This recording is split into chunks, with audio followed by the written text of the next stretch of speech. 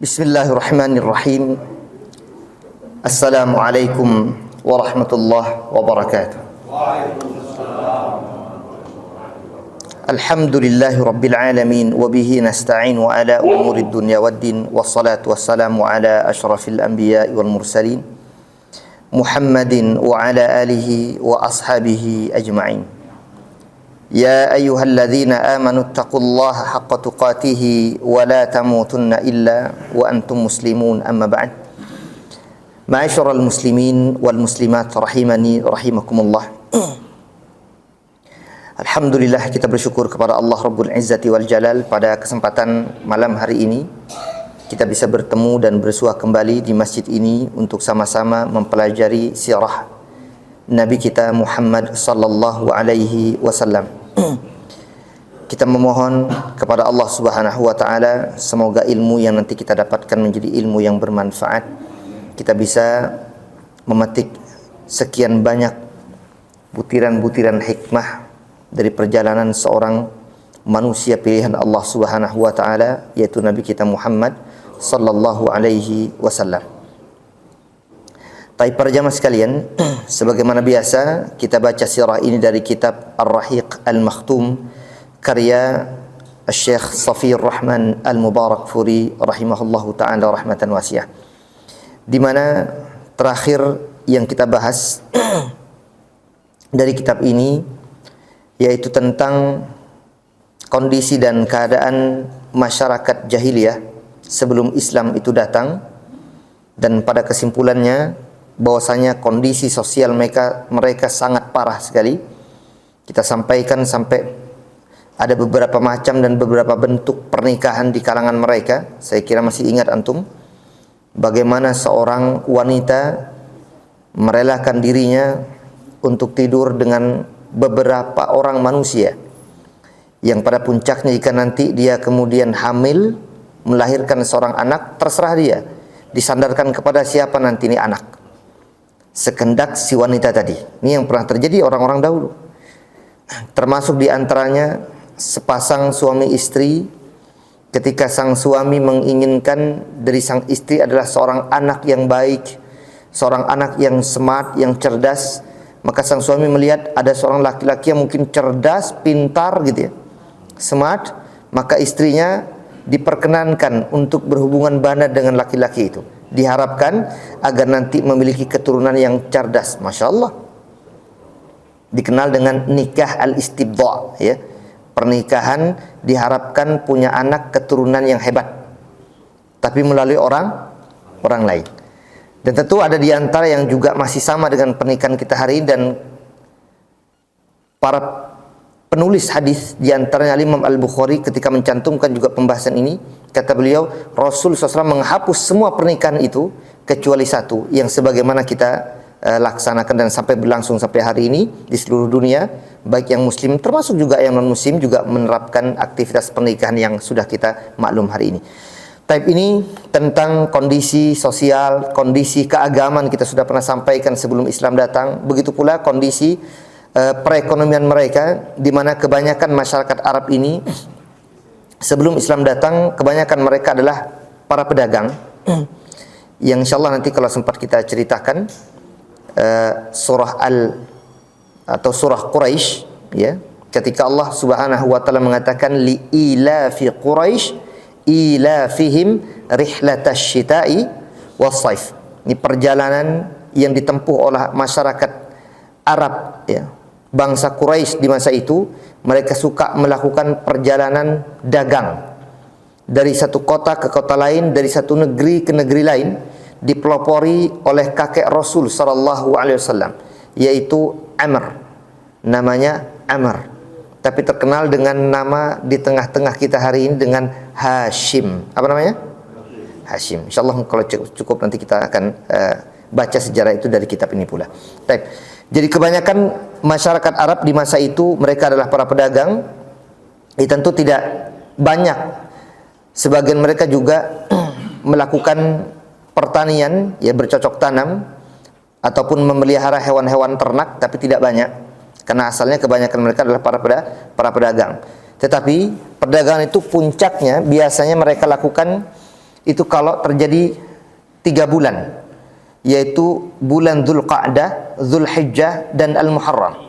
Kenapa? Karena di masa itu berdatangan dari segenap penjuru dunia orang-orang yang datang ke Mekah untuk melakukan aktivitas apa? Pada bulan-bulan itu Pak, Dzulqa'dah, Dzulhijjah, Muharram, ngapain ke Mekah? Haji. Itu dari zaman Nabi Ibrahim alaihissalam. Jadi seluruh orang di masa itu yang tentu punya keyakinan terhadap Allah Subhanahu wa taala meskipun dengan caranya masing-masing. Ibadah hajinya terserah mereka, ibadah umrohnya terserah mereka, ya. Termasuk kakek-kakek Rasul sallallahu alaihi wasallam. Orang-orang musyrik, mereka juga haji, mereka juga umroh, tapi dengan cara mereka sendiri. Ya. Yang disebut nanti dalam Quran mukaan, dengan teriak-teriak, bersiul-siul, dengan tidak mengenakan pakaian. Nah, ini cara-cara mereka.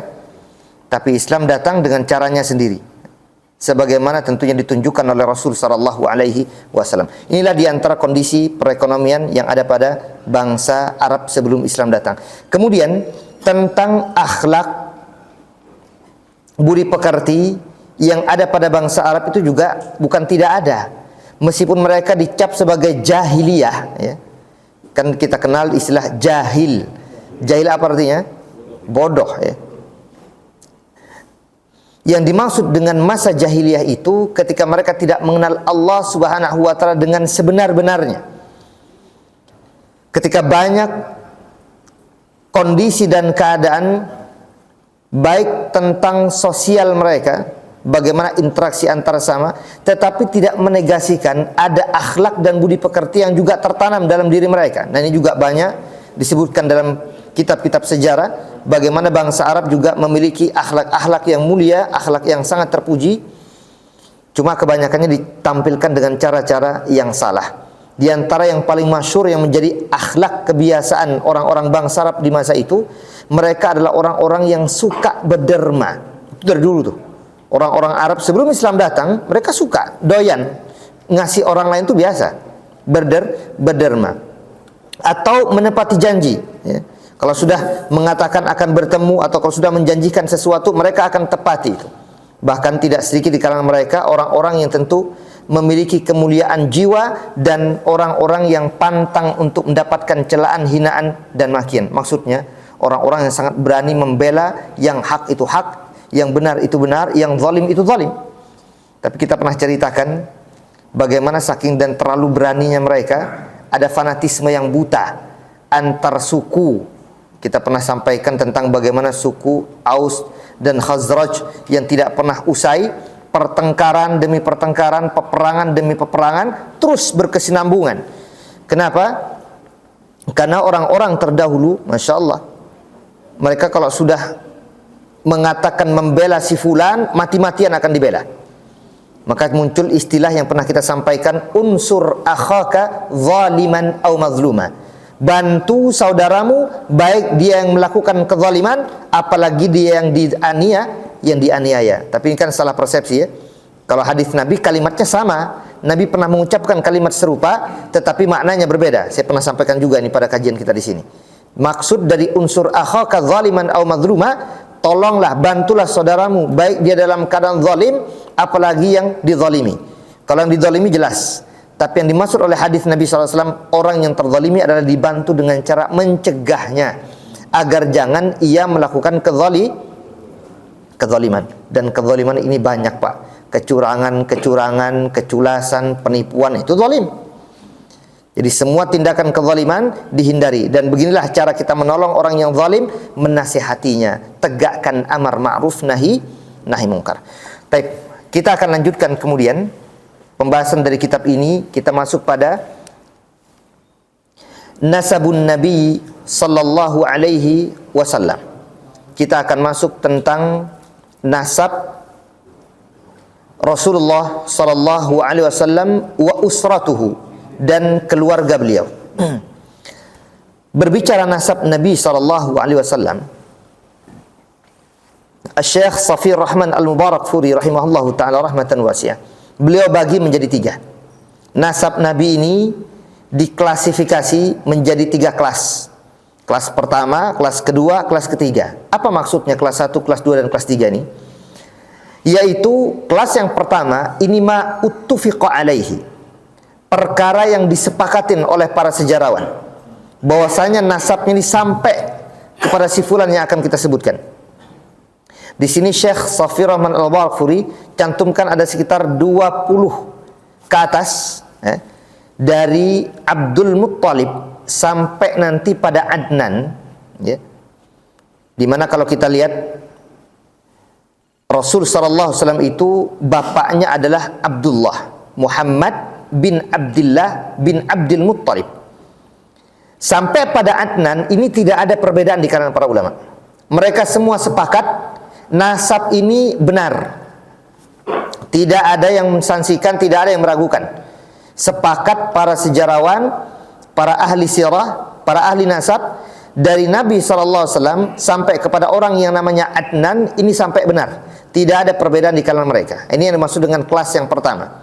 Dimana kalau antum hitung nanti sekitar 20. Dimulai dari Abdul Muttalib. Dimana dari Abdul Muttalib sampai kepada Hashim. Hashim bin Abdi Manaf. Terus Qusay, Kilab, Murrah, Kilab dan seterusnya. Sampai pada Adnan. Jadi sekitar 20 nasab ini kakek Rasul SAW tidak ada perbedaan, sepakat. Ini yang dimaksud dengan bagian yang pertama dari Abdul Muttalib sampai Adnan. Kemudian bagian yang kedua dari Adnan sampai kepada Nabi Ibrahim alaihissalam. Maaf, sampai Nabi Ismail maksud saya. Kalau Ismail kepada Ibrahim tidak ada perbedaan, sepakat semua. Tapi dari Adnan sampai kepada Nabi Nuh alaihi salam, ini yang kemudian ramai diperbincangkan, yaitu pada Nabi Ismail alaihi salam. Dari Adnan sampai kepada Nabi Ismail alaihi salam, di sini yang tidak satu kata. Para sejarawan berbeda pandangan. Terlebih pada poin yang ketiga, dari Nabi Ibrahim alaihissalam sampai kepada Adam alaihissalam. Ini lebih panjang lagi perbedaannya. Jadi semua kitab sejarah tidak ada yang sepakat untuk menetapkan si fulan bin fulan bin fulan bin fulan itu nggak ketemu. Tetapi semua sepakat. Ini yang disepakatin. Apa yang disepakatin? Bahwasanya Nabi Ibrahim alaihissalam itu keturunan Nabi Nuh. Dan Nabi Nuh juga dipastikan keturunan Nabi Adam. Itu tidak ada perbedaan. Tetapi untuk bapaknya siapa, bapaknya lagi siapa, bapaknya lagi siapa, ini yang terjadi khilaf di kalangan para sejarawan. Tidak ketemu, Pak, tidak satu kata. Itu yang disebut oleh Imam Ibnu Hisham dalam kitabnya At-Tarikh tentang sejarah.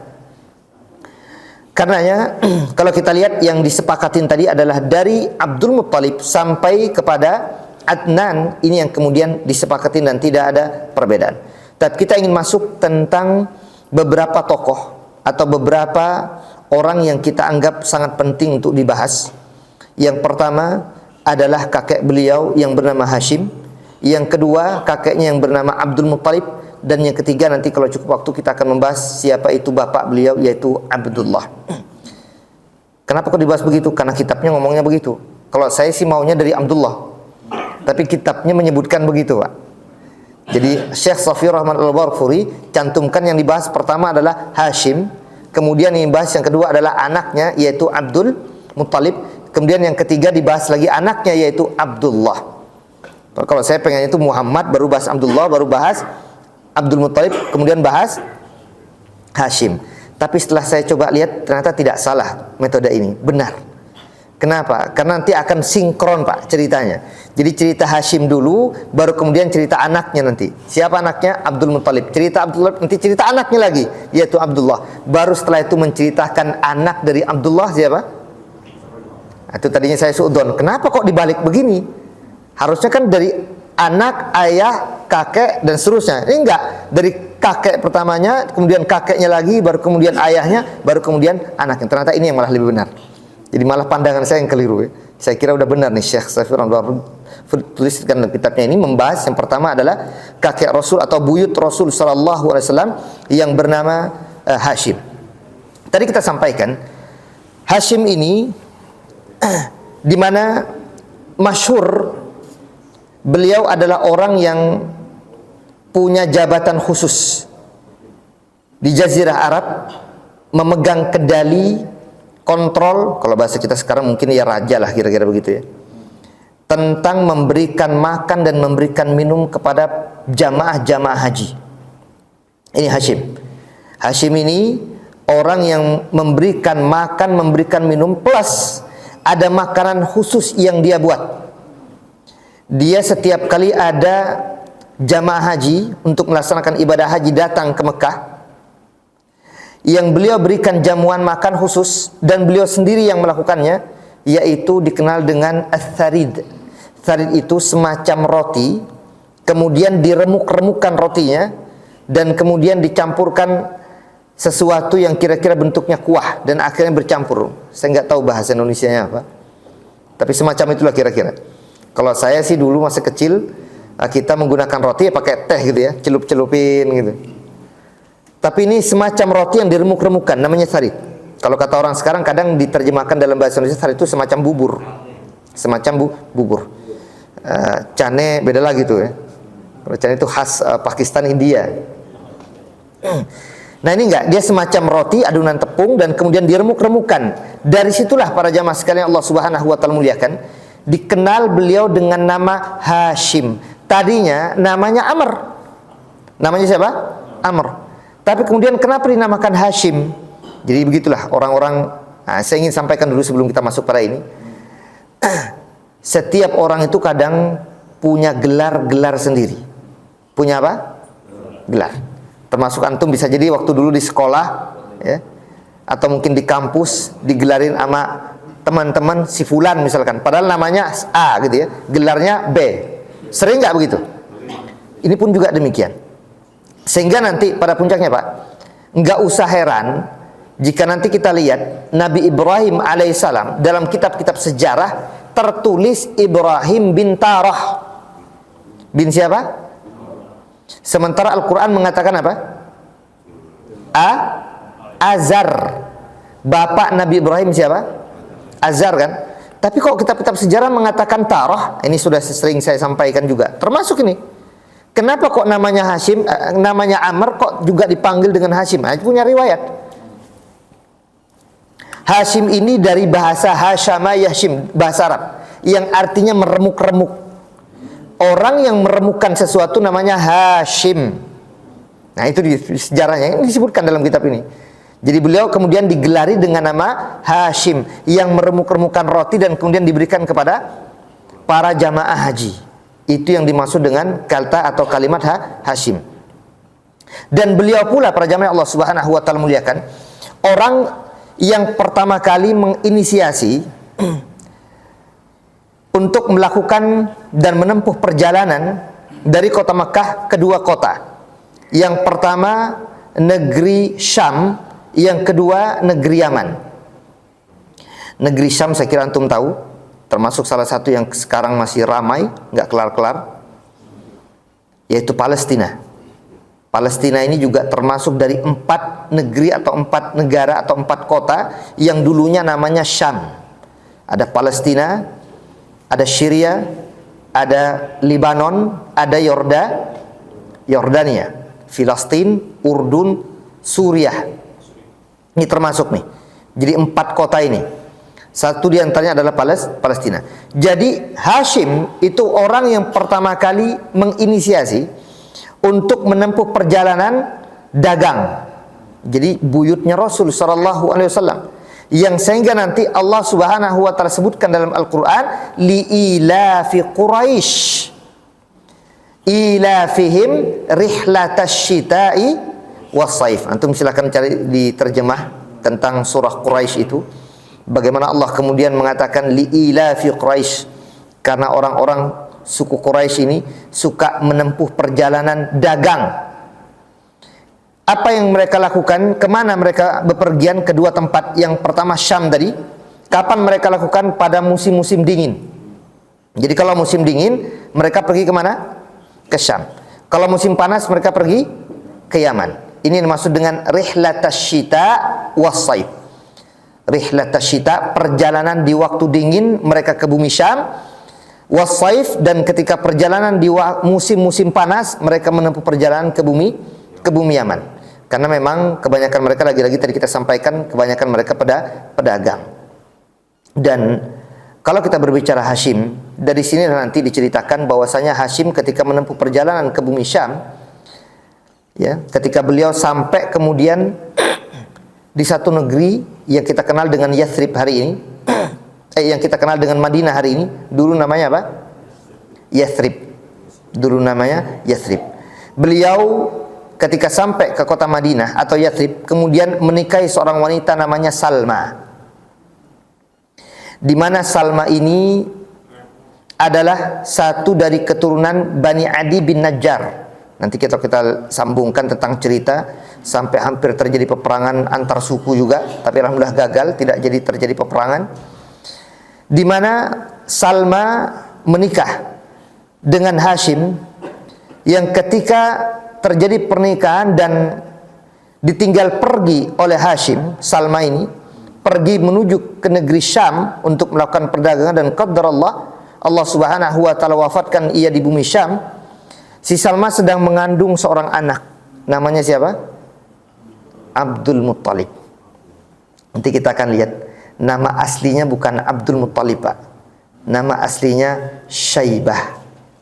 Siapa namanya? Syaibah. Nanti kita akan ceritakan sedikit.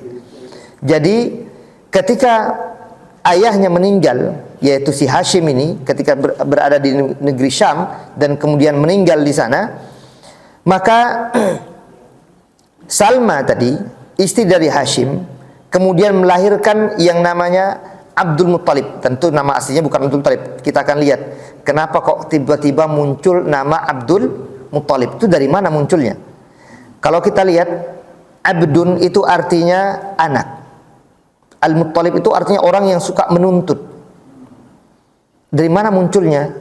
Nanti kita lihat ketika meninggalnya Hashim. Dan kita tahu tadi, Hashim ini adalah seorang raja, seorang pemimpin bangsa Quraisy di masanya, yang menjabat dan kemudian memegang otoritas penuh tentang memberikan makan, memberikan minum kepada jamaah haji. Ketika meninggalkan harus ada pengganti.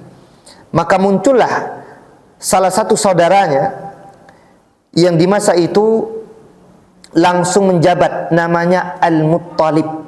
Sekali lagi, berarti Al-Muttalib ini saudara dari Hashim. Kan biasa begitu ya. Kalau ada seorang raja, seorang pemimpin meninggal, kan dari dulu begitu kalau raja-raja itu. Maka yang akan menggantikan kira-kira entah kakak atau adiknya yang kira-kira bisa menjabat. Kalau tidak memiliki anak secara langsung untuk menggantikannya, maka biasanya akan datang dari sisi kanan dan kiri, maksudnya saudara-saudaranya. Maka dia yang menjabat. Maka Al-Muttalib yang memiliki peranan penting memberikan makan dan minum kepada jamaah haji. Nah, di sini yaitu saudara dari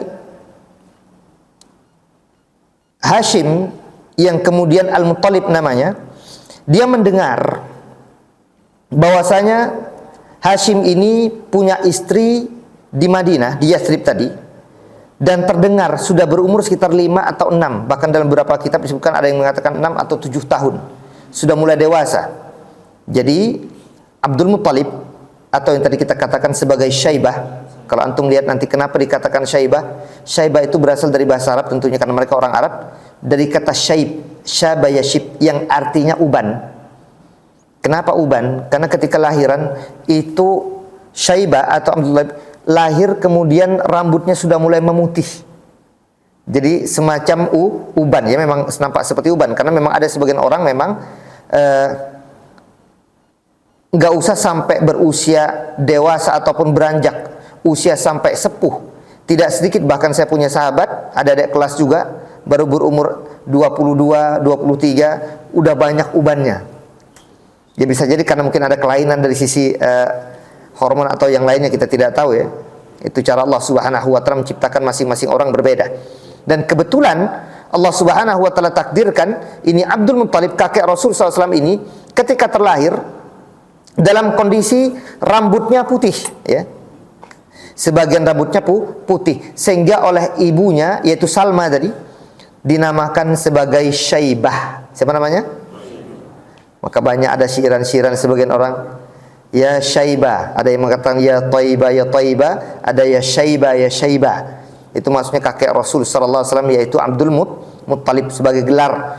Padahal nama aslinya Syaibah, yang kemudian akan mendapatkan nama Abdul Muttalib. Gimana bentuknya? Nah, kita ceritakan tadi. Saudara dari Hashim yang menjabat pemimpin di kota Mekah, ketika sudah sampai ke Madinah, kemudian bertanya kepada iparnya, yaitu tadi Salma, Salma, aku ingin bawa nih anakmu, anaknya si Hashim, ke Mekah. Ngapain kok dibawa ke sana? Aku akan jadikan dia sebagai pemimpin, baru diterima. Karena dia kan adalah asalnya seorang anak, dari seorang pemimpin. Hashim kan pemimpin Arab saat itu. Maka tadinya nggak diberikan, ingin dididik sendiri, tapi karena dia ingin dijadikan sebagai pemimpin pengganti dari orang tuanya terdahulu di Mekah, maka diiyakan. Ketika kemudian dibawa Abdul Muttalib tadi, yang namanya Syaibah, oleh saudara dari Hashim, yaitu yang tadi kita katakan siapa? Al-Muttalib. Orang-orang Arab, suku Quraisy ataupun orang-orang Arab Mekah kala itu, mereka menganggap bahwasanya akan datang pengganti dari Hashim, yang dianggap sebagai anak dari Hashim tadi. Karena kan tidak diketahui oleh keluarganya di Mekah. Karena tadi kita katakan Hashim menikah di Madinah, kan jarak terbentang antara Mekah dengan Madinah. Maka orang-orang Arab kira ketika pamannya yaitu Al-Muttalib ini membawa Abdul Muttalib ataupun Syaibah sampai ke Mekah, dikira sebagai budak. Ternyata Al-Muttalib enggak membawa anak dari Hashim, malah yang dibawa nampaknya seorang budak. Jadi dianggap ini budak. Maka muncullah istilah itu yang dikenal dengan kalimat Abdul Muttalib. Jadi Al-Muttalib tadi paman dari Syaibah, yang dia bawa tuh Syaibah sampai ke Mekah, dikira oleh masyarakatnya saat itu adalah budak dari Al-Muttalib. Maka muncullah nama atau gelar tersebut dari kakek Rasul SAW Abdul Muttalib menjadi Abdul Muttalib, yang padahal nama asalnya siapa? Syaibah. Ini kalau kita lihat, kita runut tentang cerita perjalanan kakek Rasul sallallahu alaihi wasallam. Singkat cerita, para jamaah Allah Subhanahu wa taala muliakan, pamannya Al-Muttalib ini, paman dari kakek Rasul sallallahu alaihi wasallam yang bernama Al-Muttalib, kemudian di saat itu meninggal. Harusnya kan yang mengganti kedudukannya langsung adalah Abdul Muttalib. Bahkan beliau yang paling berhak. Di masa kecil tidak memungkinkan menjabat, ketika sudah beranjak dewasa, udah puluhan tahun, maka ketika pamannya meninggal, dia yang menjabat. Tetapi diserobot, diambil oleh pamannya yang lain yang bernama Naufal. Ini juga Naufal, anak dari Hashim juga, ya, anak dari Hashim. Adik dari Hashim, yaitu paman dari Abdul Muttalib, yang kemudian mengambil paksa jabatan kepemerintahan untuk menjadi seorang raja di Mekah kala itu. Kemudian Abdul Muttalib nggak terima. Ketika dia nggak terima, jabatannya diserobot, diambil paksa oleh pamannya. Akhirnya dia datang kepada suku A, B, nggak dilayani juga. Akhirnya dia berkirim surat kepada paman-pamannya dari sisi bundanya, ibunya. Di mana? Di Madinah. Berkirim surat, paman-paman sekalian, nih aku harusnya menjadi pengganti dari pamanku si fulan, yaitu Al-Muttalib, tiba-tiba diserobot oleh pamanku yang lain yang bernama Naufal, tolong bantu aku. Nah, namanya Banu Najjar. Yang tadi kita sampaikan, yaitu kakek-kakek ataupun keturunan-keturunan atasannya dari ibu dari Abdul Muttalib, yaitu Salma. Akhirnya datanglah pamannya Abdul Muttalib dari pihak ibunya, dalam bahasa Arab namanya Khal. Khal itu paman dari pihak ibu. Jadi dalam bahasa Arab itu jelas. Kalau kita kan semuanya paman, ya kan? Mau pihak ayah, pihak ibu, kita panggil apa? Enggak juga kita bedakan om. Kalau om dari pihak laki emang gitu? Enggak juga saya lihat. Om semuanya om. Paman semuanya paman. Kalau bahasa Arab tidak, jelas. Kalau ammun itu dari pihak ayah. Kalau khal itu dari pihak ibu. Maka kalau jelas hukum warisnya pun jelas dalam Islam. Maka apakah paman dari pihak laki-laki, apa paman dari pihak ibu, itu harus jelas banget dalam bahasa Arab, ya. Anak laki-laki pun sama. Kalau kita kan semuanya anak, jadi kita bedakan dengan kalimat laki dan perempuan. Kalau mereka jelas ibn, bintun, langsung jelas perbedaannya. Nah, ketika berkirim surat, maka paman-pamannya dari pihak ibu ini dari daerah Madinah atau Yathrib datang membawa sekitar 80-an pasukan berkuda. Ketika sampai di kota Mekah, datang langsung kepada keponakannya yaitu Abdul Muttalib atau Syaibah tadi. Kata Syaibah, mampirlah dulu paman semuanya di rumahku. Kata paman-pamannya, enggak, kami tidak akan mampir dulu sampai kami ketemu dengan yang namanya Naufal. Mana Naufal? Dicari langsung tuh. Yang nyerobot apa? Kekuasaan ataupun tahta dari Abdul Muttalib tadi. Ditunjukkanlah di sana. Sampai ke sana langsung dihunuskannya pedang. Kata pamannya dari pihak ibunya ini, kau serahkan, kau kembalikan tuh tahta kedudukan keponakanku ini. Kalau tidak, pedang ini akan masuk ke tubuhmu. Apa yang terjadi akhirnya? Radda alaih. Kemudian pamannya Naufal. Jadi paman ini antar keluarga sebenarnya. Jadi peperangan hampir terjadi, tapi alhamdulillah nggak terjadi. Setelah kemudian diserahkan kembali dan akhirnya Abdul Muttalib yang kemudian menjabat jadi seorang pemimpin kembali dan disaksikan oleh para pembesar-pembesar suku Quraisy kala itu, dan baru kemudian pamannya pun setelah melakukan aktivitas umrah dulu. Jadi mereka pun tawaf juga. Jadi jangan dikira orang-orang musyrik itu tidak melakukan ibadah. Mereka beribadah juga kepada Tuhan, tapi dengan cara mereka masing-masing. Tadi kita sudah sebutkan. Akhirnya setelah melakukan umrah, tawaf dan semacamnya, dia pun kemudian pergi ke rumah Abdul Muttalib sebagai keponakan dari paman-pamannya dari pihak ibunya tadi, dan akhirnya nginap selama 3 hari dan kemudian pulang kembali ke Yathrib dan ataupun ke Madinah.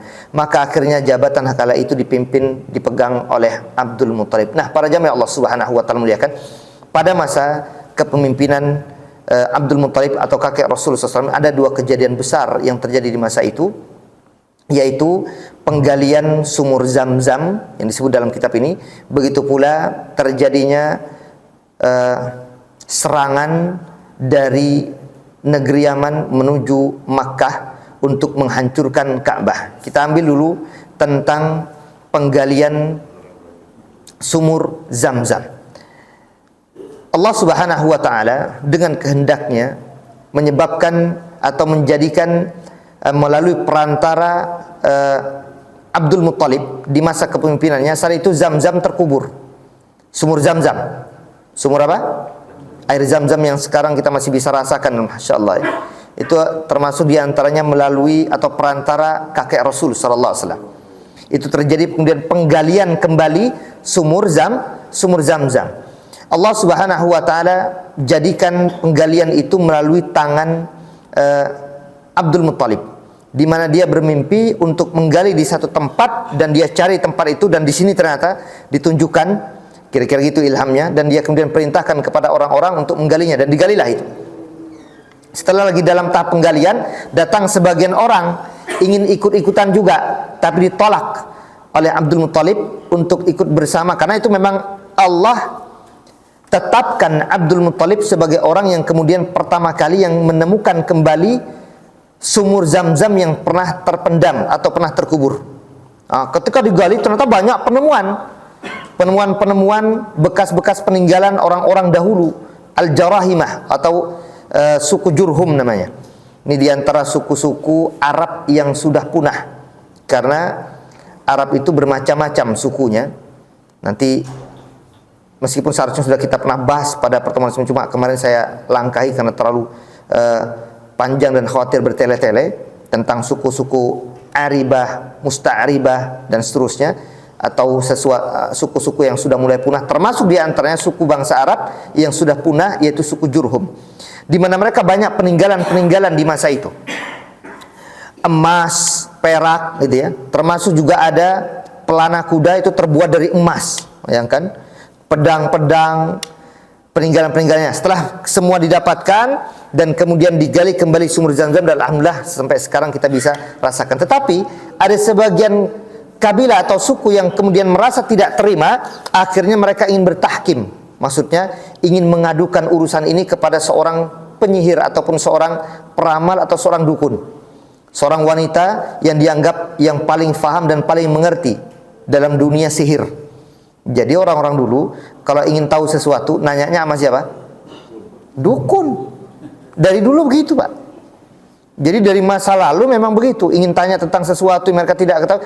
Karena memang betul disebut dalam Sahih Al-Imam Al-Bukhari, kata Rasulullah SAW, itu yang suka ngorek-ngorek informasi dari langit, bangsa mana? Bangsa jin. Mereka bertumpuk-tumpuk sampai ke atas langit, ingin tahu informasi dari Allah Subhanahu wa taala. Ketika menginformasikan kepada para malaikat, mereka nguping. Itu Rasul sebutkan dalam hadis yang dikeluarkan oleh Imam Al-Bukhari. Jadi akhirnya kerjasama dengan para peramal-peramal, penyihir-penyihir, tukang tenung dukun, itu yang terjadi. Jadi kalau dikatakan bisa benar nggak informasi dari dukun? Bisa benar. Tetapi bolehkah kita percaya? Itu yang nggak boleh. Pahami baik-baik di sini. Jadi kita tidak boleh, karena Rasul yang larang. Ini menghilangkan tawakal kita kepada Allah Subhanahu wa taala. Bisa benar, Pak. Tetapi Rasul mengatakan kadzabal munajjimun walau sadaqu. Tetap dikatakan pendusta. Mungkin dari 100%, 1% benarnya, karena rata-rata terkena lemparan malaikat, mati mereka. Makanya fungsi dari bintang gunanya apa? Tidak lepas dari 4. Satu di antaranya Allah sebutkan dalam surah Al-Mulk Al-Tabarak itu. Walaqad zayyana as-samaa'a ad-dunya bimasabiha wa ja'alnaha rujuman lisyayatin, kata Allah. Kami jadikan bintang-bintang di atas langit sana sebagai hiasan, keindahan langit. Ya. Itu bintang untuk keindahan. Dalam ayat lain disebutkan sebagai misbah, yaitu sebagai pelita ataupun penerang. Dan rujuman lisyayatin, untuk melempar para setan yang ingin ngorek-ngorek informasi dari langit. Yang selamat sampai ke bumi baru benar bisa informasinya. Tapi banyak yang tidak selamat, sehingga rata-rata bohong. Rata-rata dukun, peramal, tukang sihir bohong, maka jangan percaya. Sehingga Rasul katakan, man ata arrafan, fi riwayah, man ata kahinan, siapa saja yang datang kepada kahin, dukun, atau arrafan, orang sok tahu, itu namanya arraf. Kalau bahasa saya sok tahu, karena berasal dari kata arafa ya'rifu. Arraf berarti sok tahu, pura-pura tahu, ya peramal tadi. Orang yang datang kepada peramal, datang kepada dukun, nanya sesuatu. Fasa'alahu, datang nanya. Kata Rasulullah SAW, orang yang datang kepada peramal kemudian bertanya, dilihat nanti apakah dia percaya dengan jawaban peramal atau tidak. Yang percaya ataupun tidak itu dibedakan. Yang tidak percaya sudah datang nanya nggak percaya. Apa fungsinya dia datang kalau nggak percaya? Tapi misalkan terjadi ada orang datang kepada dukun atau peramal bertanya tentang ini itu dan sebagainya. Tiba-tiba dia mengatakan, saya kayaknya nggak percaya deh. Tapi nggak dia dapat dukun itu, lemah hatinya, saya kayaknya nggak percaya. Misalkan ada orang semacam ini, apa yang terjadi? Kata Rasulullah SAW, lam tuqbal lahu salatun arba'ina yauman. Tidak diterima solatnya selama 40 hari 40 malam. Orang datang kepada peramal bertanya tentang sesuatu, dia tidak percaya, maka tidak diterima solatnya 40 hari 40 malam. Kalau dia sampai percaya, ini yang parah. Dia datang bertanya, membenarkan, benar kata si peramal nih, misalkan nih, membenarkan apa kata peramal. Kata Rasul, orang semacam ini, maka dia dianggap faqad kafara bima unzila ala Muhammad. Dia telah kufur terhadap Al-Quran yang Allah turunkan kepada Nabi kita Muhammad sallallahu alaihi wasallam. Maka besar, Pak, maka jangan. Tetapi ini terjadi.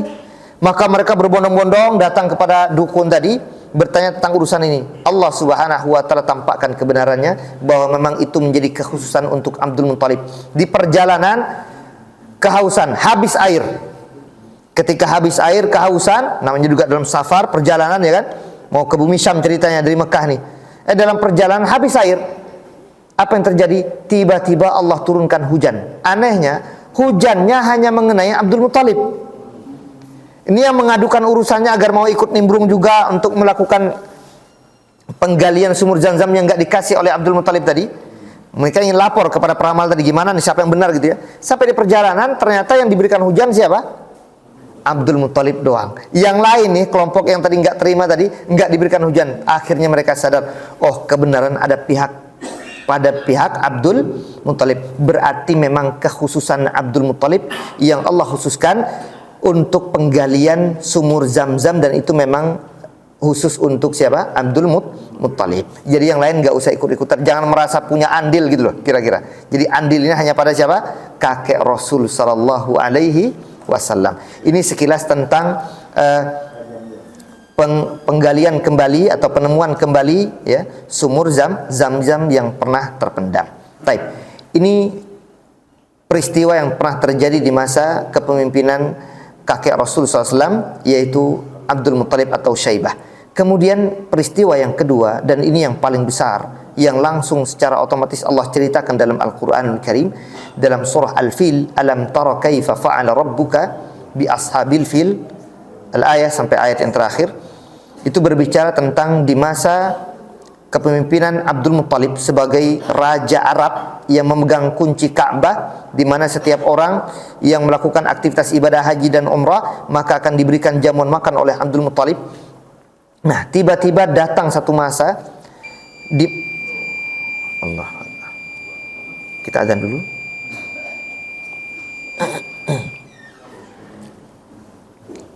Bismillahirrahmanirrahim. Assalamualaikum warahmatullahi wabarakatuh. Alhamdulillah wa syukrulillah wa la hawla wa la quwata illa billah, wassalatu wassalamu ala rasulillah Muhammad ibn Abdullah wa ala alihi wa ashabihi wa man walah. Amma ba'd. Ma'asyiral muslimin wal muslimat rahimani rahimakumullah. Sedikit sebelum kita masuk pada diskusi dan tanya jawab, tadi kita sampaikan kakek Rasul sallallahu alaihi wasallam di masa kepemimpinannya ada satu peristiwa yang sangat besar, yaitu kedatangan orang-orang yang akan menghancurkan Ka'bah, yaitu Abraha dari Yaman, dari Sana'a. Dia mengumpulkan pasukan yang sangat besar,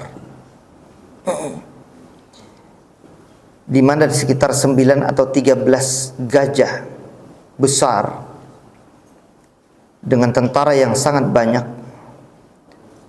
niatnya ingin menghancurkan Ka'bah. Tapi ada dua motivasi Abraha kenapa ingin menghancurkan Ka'bah.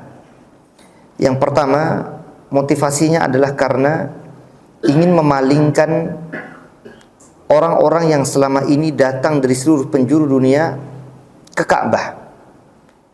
Dia buatlah satu gereja besar, karena Abraha ini orang Nasrani.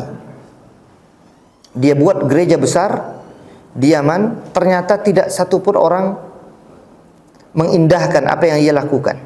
Tetap orang ingin pergi ke Makkah. Terlebih, motivasi yang kedua, kenapa dia ingin menghancurkan Ka'bah? Gara-gara ada seorang laki-laki dari bangsa Arab, suku Kinanah, kabilah Kinanah, yang kemudian mengotori tempat peribadatan ataupun gereja ini.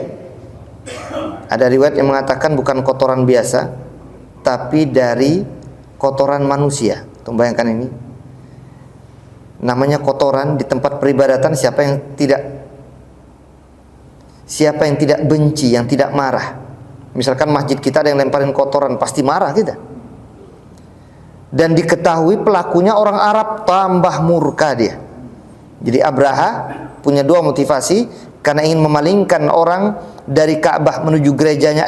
Yang kedua malah gerejanya digituin, dikotorin, dinding-dindingnya, mihrab-mihrabnya, ataupun kemudian tiang-tiangnya terkena kotoran-kotoran manusia ataupun kotoran hewan. Tambah murka, dia kumpulkan pasukan besar ingin menghancurkan Ka'bah. Sehingga sampailah dia membawa seluruh pasukannya dari Yaman ini, niat ingin benar-benar menghancurkan Ka'bah. Di saat itu setiap desa-desa, setiap wilayah yang dia lewatin, itu biasanya hewan-hewan ternaknya dirampas. Sampai sudah dekat dengan kota Mekah, kebetulan satu di antara yang diambil secara paksa dirampas secara paksa tentunya oleh Abraha dan pasukan Abraha adalah onta-onta, hewan-hewan ternak milik Abdul Muttalib. Ini sudah dekat dengan area Mekah. Saat itu terdengar Abraha atau pasukannya ini merampas dan mengambil atau menawan onta-ontanya. Abdul Muttalib kemudian mendatangi Abraha dengan gentlenya. Dia datang ingin mengambil kembali hewan-hewan ternak yang pernah ditawan atau diambil oleh pasukan Abraha. Apa kata Abraha? Aneh sekali engkau ini, hai Raja Arab, dia bilang. Kau kan Raja Arab. Kau tahu apa niat kami datang ke sini. Bukan urusan kami dengan hewan-hewan ini. Urusan kami dengan Ka'bah, tempat ibadah kalian yang sebentar lagi akan kami ratakan dengan tanah. Itu kata Abraha. Kau malah mikirkan onta, enggak memikirkan tentang rumah peribadatanmu yang sebentar lagi akan kami hancurkan. Ada apa dengan engkau, wahai Raja Arab? Kata Abraha. Apa kata Abdul Muttalib? Muncullah kalimat yang sangat masyhur. Dia mengatakan, innani ana rabbul ibil wa inna lil baiti rabban yahmi. Aku ini hanyalah pengembala domba. Rabb dalam bahasa Arab itu bisa bermakna pemilik. Makanya alhamdulillahi rabbil alamin itu juga bisa bermakna pemilik alam semesta. Itu Allah. Bahkan seorang wanita bisa dikenal dengan kalimat murabbiyah atau rabbatul bait.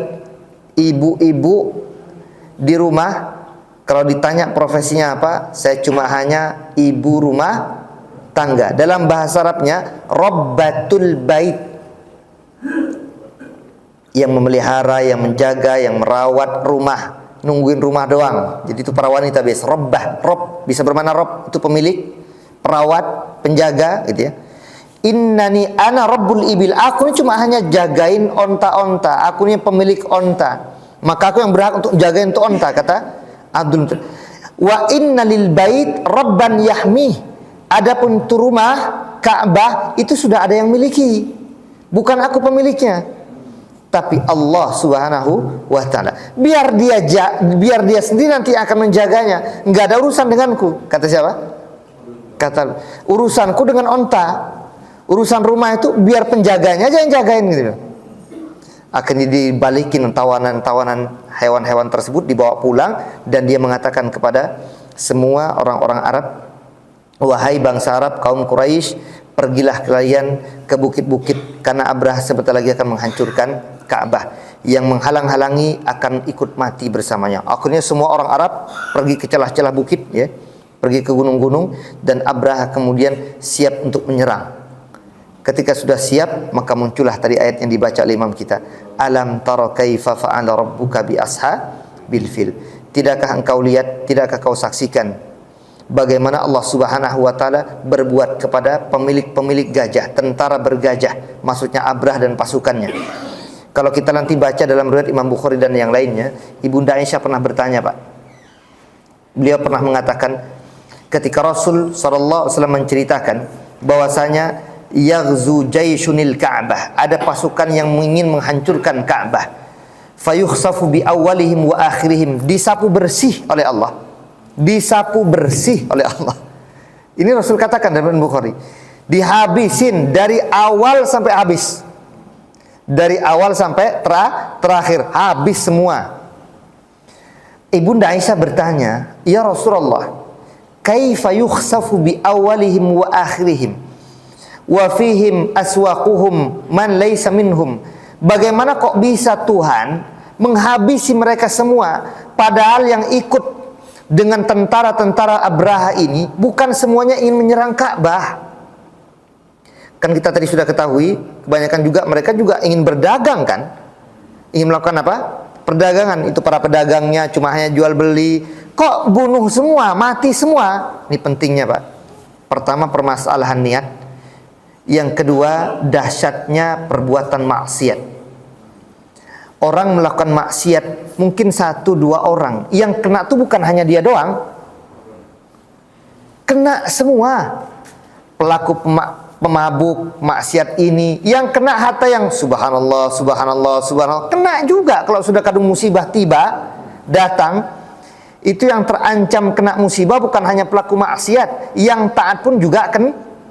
Maka wajib bagi kita yang menyaksikan orang bermaksiat untuk menegur, amar ma'ruf nahi mungkar, agar ketika datang bencana musibah enggak menimpa kita semua. Ini di antara hikmahnya. Makanya di sini pun hatta orang-orang yang enggak ikut-ikutan untuk melakukan penghancuran terhadap Ka'bah terkena sapu juga. Hanya kata Nabi, wa yub'atsun thumma yub'atsuna ala niyatihim. Mereka yang dari awal sampai terakhir disapu bersih oleh Allah, dihancurkan, dibunuh semua, mati semua itu, nanti di hari akhir akan dibangkitkan, kemudian sesuai dengan niat mereka masing-masing. Ini kembali kepada hadis innamal a'malu binniyat. Amal perbuatan seseorang itu tergantung niatnya. Kalau niatnya ingin menghancurkan Ka'bah, parah nih ancamannya nih. Siksanya kelak di hari akhir. Sehingga Allah Subhanahu wa taala hancurkan Abraha. Hanya saja ada beberapa versi tentang Abraha ini, apakah dia mati di tempat atau tidak. Banyak para sejarawan mengatakan bahwasanya dia tidak mati di tempat, tapi dia kemudian mati nanti sudah dekat dengan San'a, sudah dekat dengan Yaman. Tapi mengenaskannya, dia mati dengan mengenaskan tentunya, dahsyat. Itu ya disebut di mana burung-burung ababil tarmihim bihijaratin min sijil, melempari mereka dengan batu-batu sijil yang terbuat dari api neraka. Allahu Akbar. Itu dilemparkan, Pak, tembus. Jadi yang terkena percikan dari batu itu, ini meleleh, ikut meleleh nih. Sehingga Abraha itu dia tidak terkena secara langsung, tapi cuma hanya kena percikannya, tetapi menggerogoti daging-dagingnya sampai habis. Allah, justru dengan cara itu Allah menyiksa. Kalau langsung gleb mati enak. Ini kan sengaja memang disiksa oleh Allah Subhanahu wa taala, hanya terkena sedikit percikannya, enggak mati di tempat tapi dia merasakan sakit, digerogotin tuh. Akhirnya sedikit demi sedikit dagingnya habis, tersisa tulang belulang, mati dengan cara demikian, mengenaskan. Ini artinya hati-hati yang menantang Allah Subhanahu wa taala terkena ancaman semacam ini. Makanya hendaknya kita semua taat dan patuh kepada Allah Subhanahu wa taala. Baik, ini sekilas sekelumit tentang kejadian peristiwa yang terjadi di masa kepemimpinan Abdul Muttalib. Dua peristiwa tadi, yaitu Hafr Bi'r Zamzam, yaitu di mana ingin kemudian ditemukan kembali sumur Zamzam yang sudah terpendam. Dan kemudian yang kedua yaitu kejadian Abraha yang ingin menghancurkan Ka'bah. Wallahu alam bishawab. Insyaallah yang akan datang kita akan cerita sedikit tentang apa yang dikatakan oleh Abdul Muttalib tentang janji dia ketika Allah Subhanahu wa taala anugerahi 10 anak, dan bagaimana salah satu di antara akan ceritakan adalah anak beliau yang bernama Abdullah, dan baru kemudian kita akan masuk tentang kehidupan Rasulullah sallallahu alaihi wasallam. Sallallahu ala nabiyina Muhammad wa ala alihi wa sahbihi wasallam. Seperti biasa kita kembalikan kepada moderator kita, ataupun silahkan jika ada yang ingin langsung bertanya dan berdiskusi, baik berkenan dengan pembahasan kita ataupun yang lain yang saya bisa jawab, saya akan jawab. Kalau tidak, insyaallah kita akan carikan jawaban. Ya, fadhal. Ada pertanyaan para jamaah? Ini umat pada kabur semua udah. Ya, fadhal. Siapa? Assalamualaikum warahmatullahi. Iya. Air sementara akan menyebabkan wajib dari kaki dari Ismail. Ya, yang di antara keluar sebenarnya. Tapi yang tadi Ustaz terangkan bahwa dia galian dari dulu kali. Kemudian kawan. Baik. Jazakallah khairan, barakallah fiik. Para jamaah sekalian, mungkin beliau tadi salah tanggap ya. Jadi saya katakan sumur Zamzam yang terpendam. Artinya sumur Zamzam itu sudah ada apa enggak? Sudah ada. Sumur Zamzam itu dari zaman Nabi Ismail alaihi salam tertutup kembali. Kembali di masa suku atau bangsa Arab yang namanya suku Jurhum. Ini sudah lama, sudah punah. Suku Arab yang sudah punah.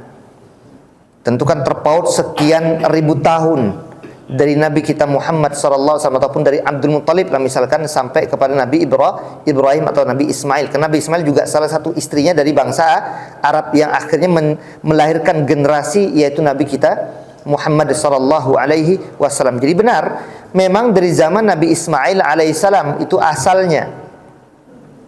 Terlepas tentang cerita apakah Nabi Ismail membentak-bentakkan kakinya, karena ada beberapa riwayat menyebutkan bukan dari Nabi Ismail tapi adalah malaikat yang kemudian memuncratkan atau mengalirkan aliran air ketika ibunda Hajar di masa itu sedang mencari-cari yang kemudian kita kenal sampai sekarang dan diabadikan dalam satu ritual yang dikenal dengan sa'i baina Safa wal Marwah, antara bukit Safa dan Marwah. Berdiri di sini kok kayaknya ada fata morgana, kok kayak ada air, ke sana lagi ternyata enggak ada, balik lagi terus begitu sebanyak berapa kali? 7 kali. Yang akhirnya keluarlah dari balik ataupun dari bawah kaki Nabi Ismail alaihissalam, dan akhirnya kemudian diberikan. Ibunda Hajar kemudian mengatakan dengan satu ungkapan zum yang kemudian sampai sekarang dikenal dengan zam itu. Kalimatnya zum itu artinya berkumpul. Kata Ibunda Hajar alaihissalam, kumpullah kau air, menggunakan bahasa dia masa itu, menggunakan kalimat zum kalimatnya, atau zam. Maka berkumpul. Maka makna zam artinya air yang berkumpul, dan akhirnya berkumpullah dan sampai sekarang. Kemudian baru ditemukan lagi di masa Abdul Muttalib yang tadinya kehilangan di mana letak air zam itu. Jadi kalau dikatakan apakah baru muncul di masa Abdul Muttalib, tentu tidak ya. Sudah dari zaman Nabi Ismail alaihissalam. Cuma kemudian terpendam dan tidak diketahui tempatnya di mana di masa itu. Baru di zaman Abdul Muttalib diketahui atas dasar ilham dari Allah Subhanahu wa taala melalui mimpinya. Jelas? Itu yang saya maksudkan tadi. Nah. Barakallah. Bentar, tadi beliau kayaknya angkat tangan dulu. Waalaikumsalam warahmatullahi wabarakatuh. Jadi pada waktu zamannya Nabi Ismail itu kan sudah terbentuk seperti kota begitu. Apakah kota itu Mekah? Mungkin Mekah ya. Nah itu terus hilang atau memang? Jadi itu aja pertanyaan. Baik. Masih ada pada waktu itu nyambung ke Abdul Muttalib. Baik. Jazakallah khairan, barakallah fik. Jadi para jamaah Allah Subhanahu wa taala muliakan, tentu tidak hilang begitu saja ya, dimaksud dengan kalimat tadi. Sebenarnya bukan hilang, tetapi sumur itu yang kemudian terpendam, bukan kotanya, bukan dusun negeri ataupun desanya. Allah sebutkan memang asalnya itu didiami oleh orang-orang Arab asalnya. Tetapi orang Arab tidak tinggal di sana karena mereka pindah-pindah. Di situ dulu di Mekah itu tidak ada kehidupan. Allah ceritakan itu dalam Al-Qur'an sebagaimana firman Allah tabaraka taala menginformasikan tentang ungkapan Nabi Ibrahim alaihissalam, inni askantu min dzurriyyati biwadin ghairi dzi zar'in 'inda baitikal muharram. Allah menceritakan tentang ungkapan Nabi Ibrahim alaihissalam, sesungguhnya aku meletakkan sebagian keluargaku, kan itu ceritanya. Meletakkan sebagian keluarga, kok sebagian keluarga? Kenapa sebagian? Karena ada sebagian keluarga yang lain. Siapa dia? Sarah alaihissalam, yang saat itu masih belum punya anak. Ibunda Hajar alaihissalam sudah punya anak, kecemburuan muncul. Begitu biasa, standar manusia. Diperintahkan Allah untuk pindahin sebagian biar nggak tengkar, kira-kira begitu. Jadi biar nggak tengkar. Diletakkanlah di satu tempat biwadin, di satu lembah kata Allah, ghairi dzi zar'in, yang nggak ada tanaman nggak ada di situ. Padahal orang Arab sudah lalu lalang di sana, nggak ada apa-apa di sana. Tapi Allah perintahkan kepada Nabi Ibrahim, makanya begini. Ini yang sayangnya banyak dipelintir juga ayat ini ataupun hadis ini atau cerita ini. Karena ini ayat plus juga ada hadisnya, dan ini ada hikayat juga dari orang-orang tafsir juga menyebutkan. Dipelintir bahwasanya kita boleh meninggalkan keluarga. Ini enggak boleh. Ini Ibrahim alaihissalam, ini diperintah oleh Allah. Kalau kita enggak diperintah Tuhan, pahami ini baik-baik. Jadi kita tuh enggak diperintah sama Allah untuk ninggalin keluarga, biarin dia jaga Allah. Enggak begitu, Pak. Jadi harus kalau ada kemampuan berikan nafkah kepada keluarga. Enggak begitu. Dengan dalil ini kok saya ingin ke sana kemari, terserah saya, biar istri dan anak dijaga sama Tuhan. Enggak begitu. Allah Subhanahu wa taala perintahkan kepada, karena saya pernah diskusi dengan seseorang berdalil dengan dalil ini, dia tinggalkan keluarga, biarkan Allah yang ngurus. Enggak benar.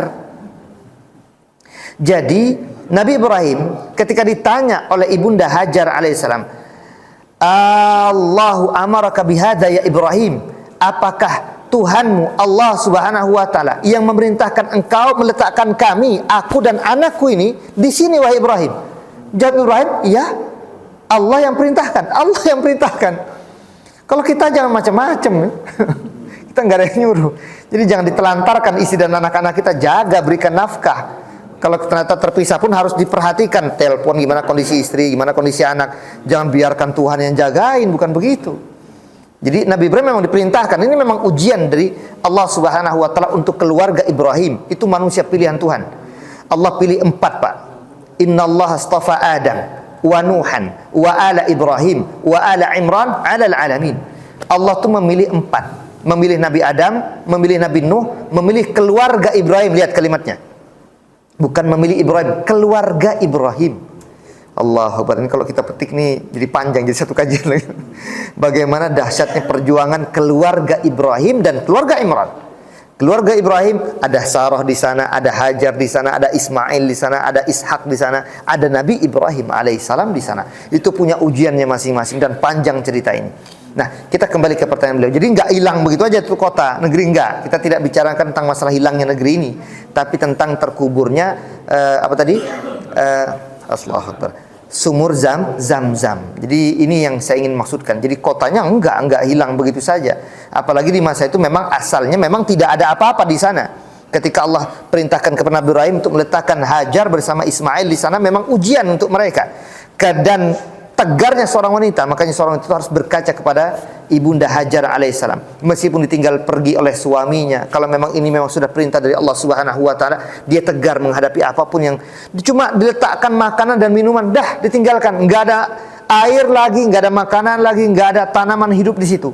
Enggak ada hewan-hewan, enggak kelihatan apapun. Bayangkan, enggak ada apapun, tapi karena ini perintah Allah, ya sudahlah, dengan berat hati mau tidak mau ikhlaskan, itu perintah Allah. Tapi apa yang terjadi? Apa kata ibunda Hajar alaihissalam? Idzan la yudayyi'una. Kalau memang itu perintah Tuhanmu dan Tuhanku, Allah Subhanahu wa taala, pasti Allah tidak akan menelantarkan kami, pasti itu. Nah, ini harus namanya tawakal tingkat tinggi. Nah, itu tawakal tingkat tinggi. Tentu ada usaha sebelumnya dan kemudian usaha untuk mencari air dan akhirnya sampai diabadikan sampai sekarang aktivitas ibadah sa'i yang kita lakukan hari ini. Nah, itu sekilas tentang bagaimana keluarga Nabi Ibrahim alaihissalam, dan intinya kota itu tidak hilang. Tadinya orang Arab di sana, tapi mereka tidak tinggal di sana karena mereka tahu nggak ada apa-apa, nggak ada kehidupan. Sampai kemudian munculnya air Zam-Zam itu, muncullah kehidupan dari air Zam-Zam itu. Baru kemudian akhirnya orang-orang Arab ikut nimbrung. Hajar, boleh nggak kami ikutan nimbrung di sini? Nah, itu asal muasalnya. Yang akhirnya muncullah perkampungan orang-orang Arab yang tinggal di situ. Nabi Ismail sudah mulai dewasa. Ini singkatnya begitu ya. Mulai dewasa, akhirnya memperistri salah satu wanita dari bangsa Arab, yang puncaknya nanti lahir dalam Nabi kita Muhammad SAW. Itu cerita cepatnya gitu. Wallahu a'lam bishawab. Nah, baik. Yang lain kalau ada. Antum tadi mau nanya? Waalaikumsalam warahmatullahi wabarakatuh.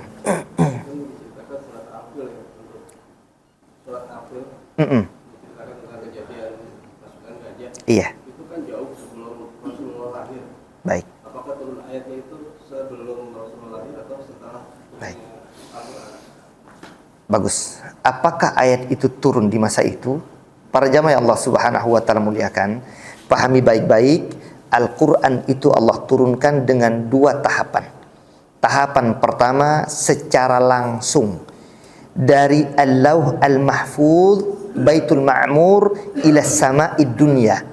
Turunnya Al-Qur'an secara langsung dari sisi Allah Subhanahu wa taala dari Baitul Ma'mur ataupun Baitul Izzah ataupun langit yang paling atas kepada langit yang paling bawah, namanya as-sama ad-dunya. Itu secara langsung utuh, Quran 1 dari A sampai Z, dari Al-Fatihah sampai surah An-Nas. Jadi lengkap semuanya. Tetapi turun ke dunia nih, ke dunia kita hari ini, kepada Rasul sallallahu alaihi wasallam, itu lihat situasi dan kondisi serta keadaannya. Tapi turunnya kepada nabinya, bukan kepada orang-orang sebelumnya, turunnya kepada nabinya. Kapan? Ketika Rasul sudah berusia 40 ke atas. Dari masa 40 tahun itulah yang kemudian beliau turun ayat pertamanya surah surah Al-Alaq, surah apa lagi? Meskipun ada sedikit perbedaan pandangan, tapi jumhur mayoritas para ulama hampir ijma mengatakan surah pertama yang turun kepada Rasul sallallahu alaihi wasallam itu adalah surah Iqra bismi rabbikal ladzi khalaq, khalaqal insana min 'alaq, Iqra wa rabbukal akram, alladzi 'allama bil qalam, 'allamal insana ma lam ya'lam. Itu ayat yang diturunkan, 5 ayat itu. Ketika Rasul bertahannud, beruzlah, melihat kondisi masyarakatnya kok kacau balau begini, oh yang begini, yang begitu, kira-kira kok sebelah begini, sebelah itu, kayaknya nggak asik carilah. Tapi begini, ini juga salah kaprah lagi. Saya ingin ingatkan sedikit sebelum menjawab pertanyaan antum. Jadi banyak orang memelintir cerita hadis ini, maksudnya melintir gini, memiliki pemahaman pribadi, berarti kita tuh diajarkan untuk bersemedi. Ya Pak, bertapa, paham nggak? Mana dalilnya? Ini dalilnya. Rasul bertapa di Gua Hira, bersemedi kayak orang Buddha atau Hindu itu, enggak. Beliau berkontemplasi, merenungkan gimana kok masyarakatku kok begini ya, mabuk-mabukan, yang berzina, yang main judi, yang begini. Memikirkan umat, bukan memikirkan ummahat ya. Memikirkan umat, kenapa umatku kok begini, kok sampingku begini, yang ini begitu dan seterusnya. Mikirkan gimana solusinya. Allah turunkan ayat melalui malaikat Jibril alaihissalam, Iqra, yang saya kira antum juga tahu tentang ayat cerita masalah ini. Itu yang terjadi. Setelah ayat itu turun, pernahkah Rasul ke Gua Hira lagi untuk melakukan tahannus lagi, uzlah lagi? Enggak. Ini pahami baik-baik. Jadi sesuatu yang sudah Rasul tinggalkan, maka sunnahnya tidak lagi kita lakukan. Karena ditinggalkan oleh Rasul sejak turunnya ayat itu. Setelah turun, kemudian disusul dengan surah Al-Muzammil, Al-Mudaththir dan seterusnya itu, sampai ada beberapa tahapan, kemudian terhenti sejenak, muncul lagi setelah itu ayat itu surah Qum fa'andir itu, berdirilah kau, ingatkan kepada kaummu, sampai nanti pada puncaknya wa anzir ashratakal aqrabin, ingatkan keluarga terdekat dan seterusnya. Itu kapan-kapan kita akan ceritakan juga. Nah ini semua tidak lagi Rasul kemudian bertahanus lagi, nyendiri, nyepi lagi gitu kan, atau bahasa kita sekarang bertapa lagi, enggak. Jadi beda. Kalau bertapanya orang hari ini kan seakan-akan melakukan satu aktivitas tertentu, tidak. Rasul merenungkan tentang kondisi umat manusia. Kok begini ya, kok begitu dan seterusnya. Ini yang kemudian dicarikan solusinya. Ternyata Allah turunkan ayat dan akhirnya tidak lagi melakukan hal semacam itu. Baru kemudian saling mengingatkan. Dan tadinya takut karena dikira siapa tuh malaikat Jibril alaihissalam. Disuruh baca apa? Aku nggak bisa baca.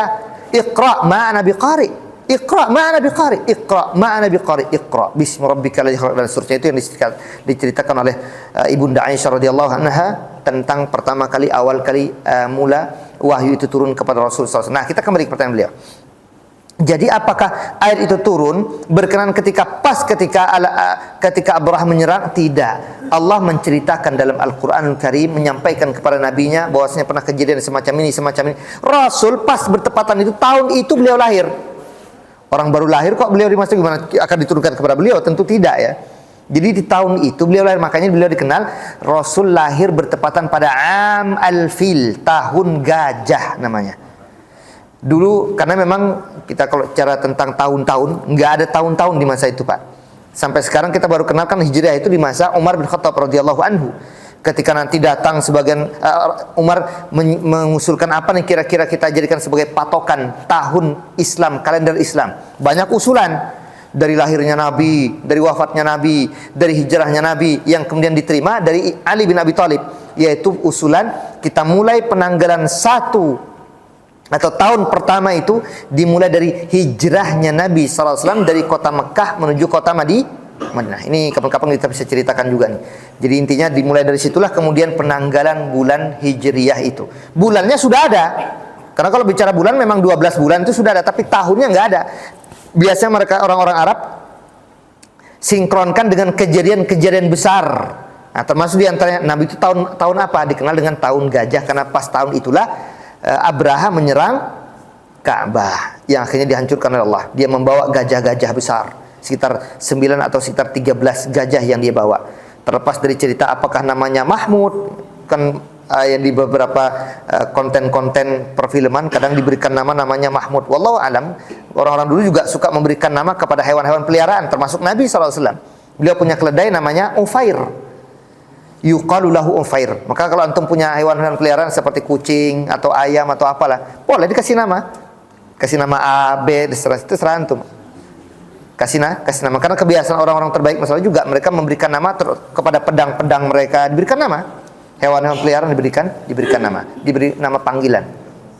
Nah, jadi tadi siapa? Jadi bukan pada saat itu diturunkan, karena Quran turun dengan dua keadaan, yaitu secara langsung tadi kita sebutkan dan secara terpisahnya, munajjaman, mufarraqah. Itu tergantung kondisi Rasul sallallahu alaihi wasallam dalam kondisi apa, untuk diyusabbit bihi fuadak, untuk menguatkan hati Rasul sallallahu alaihi wasallam. Jadi kadang dikenal dengan istilah nuzul, sababun nuzulil ayat, sebab turunnya ayat. Tapi tidak semua ayat itu ada sebab.